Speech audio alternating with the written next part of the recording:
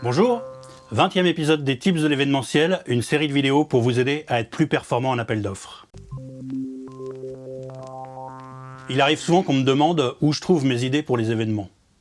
Je ne sais pas vraiment répondre à cette question, mais en revanche, ce que je sais parce que j'y travaille, c'est que j'essaye le plus possible de diversifier mes sources d'inspiration qui me permettent, par connexion, etc., de trouver des idées.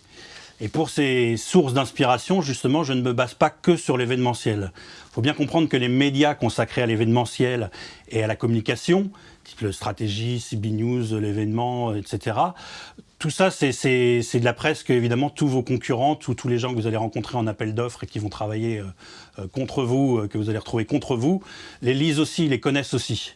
Donc c'est pas là que va se faire la différence. La différence, elle va se faire sur tout le reste. Tout le reste, c'est quoi ? Tout le reste, c'est tout ce qu'on peut utiliser dans le cadre d'événements, mais qui relève pas directement de la communication événementielle.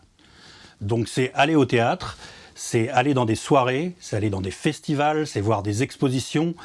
Il faut par exemple aller au moins une fois dans sa vie au festival Burning Man, il faut aller au Cabaret Rouge, il faut aller au Cirque électrique, il faut, à côté de Lyon, il faut aller voir la Demeure du Chaos au moins une fois. Il y a des soirées organisées par les ambassadeurs, il y a le festival de Chalon dans la rue qui est vraiment hyper intéressant, il y a évidemment les expositions à Beaubourg, au Palais de Tokyo, dans plein d'endroits, même à la Cité des Sciences, au Palais de la Découverte. Il y a vraiment plein de choses, vous pouvez aller vous-même ou avec vos enfants, où vous allez pouvoir vous inspirer et trouver des idées que vous allez pouvoir intégrer, twister pour les intégrer dans vos événements. Ensuite, il y a tous les blogs, les sites, les newsletters auxquels vous pouvez vous abonner, dédiés à la création et à l'innovation. Donc là, il y a plein de choses encore. Il y a par exemple la newsletter de DevPulse, il y a Quirky, il y a Creapills que tout le monde connaît, il y a Cheddar qui est moins connu, il y a la Spiral.org qui est un site et une newsletter hyper intéressante sur les contre-cultures, mais aussi sur le futur, sur plein de mouvements de pensée assez marginaux et qui peuvent être inspirants, qui peuvent vous suggérer des intervenants. Il y a la lettre des signaux faibles de Philippe Cahen, qui est vraiment intéressante sur les tendances émergentes, qui peut donner plein d'idées sur des façons d'aborder des thématiques socio-économiques et culturelles. Il y a Design in Bada, qui est vraiment consacré au design, mais aussi à l'innovation en Afrique, en Asie.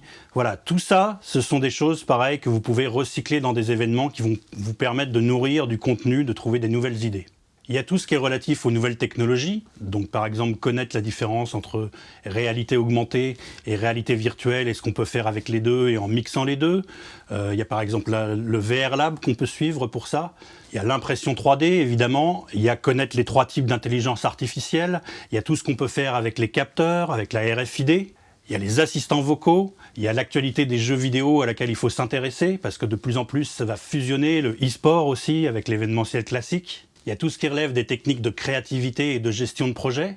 Donc typiquement le design thinking, savoir ce que c'est qu'un hackathon, savoir ce que c'est que la cross-fertilisation, savoir ce que c'est que le nudge management et le nudge marketing, le lean management aussi, connaître les techniques de scribing, savoir ce qu'est le mouvement des makers.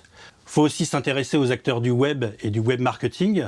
Donc vraiment tout ce qui est pas directement qui relève de l'événementiel, mais qui peut aller autour. Donc vraiment les questions de SEO et de SEA, savoir ce que c'est que l'inbound marketing, savoir comment on peut faire de l'achat de clics, quelles sont les techniques aujourd'hui qui génèrent du buzz, quelles sont les nouvelles applis en vogue qu'on peut utiliser selon les publics auxquels on s'adresse et greffer sur un événement ou utiliser dans le cadre d'un événement. Il y a des web marketeurs qui sont hyper intéressants. Il y a une série que j'aime beaucoup qui s'appelle You Catch It par exemple. Il y a une chaîne YouTube que je recommande vraiment qui s'appelle Marketing Mania, qui raconte des choses hyper intéressantes sur les techniques de négociation, sur la persuasion, sur le storytelling, et vraiment que je vous encourage à découvrir. Voilà, faut vraiment aller dans tout un écosystème qui ne parle pas directement d'événementiel, mais qui permet d'aller puiser des idées ici et là. Il y a aussi tous les événements qui sont pas directement dans le domaine de l'événementiel. Donc typiquement Vivatech en France, le CES de Las Vegas, le C2 de Montréal, où il y a vraiment chaque année des choses très nouvelles, des formats très créatifs qui sortent. Il y a l'Observatoire Comme Média qui est intéressant à suivre. Il y a la Japan Expo, il y a Polymanga, il y a les conférences du Lab du Google Institute à Paris qui sont vraiment intéressantes. Il y a aussi le service client de l'année qui permet chaque année de connaître quelles sont les entreprises qui ont été les plus performantes dans la relation client. Et puis bien sûr, il y a tous les intervenants, les conférenciers qu'on est susceptible de faire intervenir dans le cadre d'un événement Et pour ça, à part ceux que vous voyez directement dans le cadre d'événements, aujourd'hui, il y a beaucoup de manières très simples. Il faut faire de la veille, parce que sur YouTube, on retrouve tout. On trouve les TEDx, on trouve les conférences de l'échappée volée. Vraiment, c'est facile de retrouver et de voir ces intervenants, ce qui vous permet ensuite d'en parler aux clients pour dire, OK, tel intervenant, c'est un spécialiste de la relation client ou de l'intelligence artificielle, mais voilà ce qu'il raconte d'intéressant, voilà quels sont ses arguments, voilà en quoi son propos est particulier et ce qu'il raconte et le point de vue qu'il apporte sur son sujet.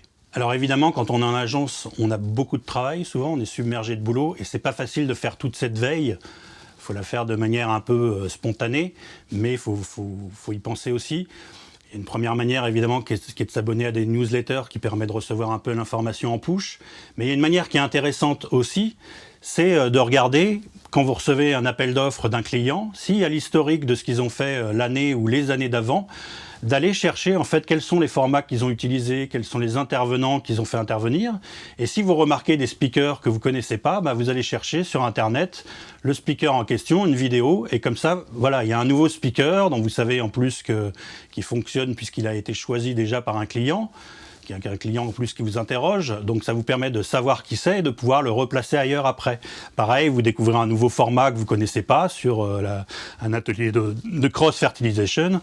Vous allez regarder c'est quoi un atelier de cross-fertilisation et du coup, comme ça, vous enrichissez vos connaissances.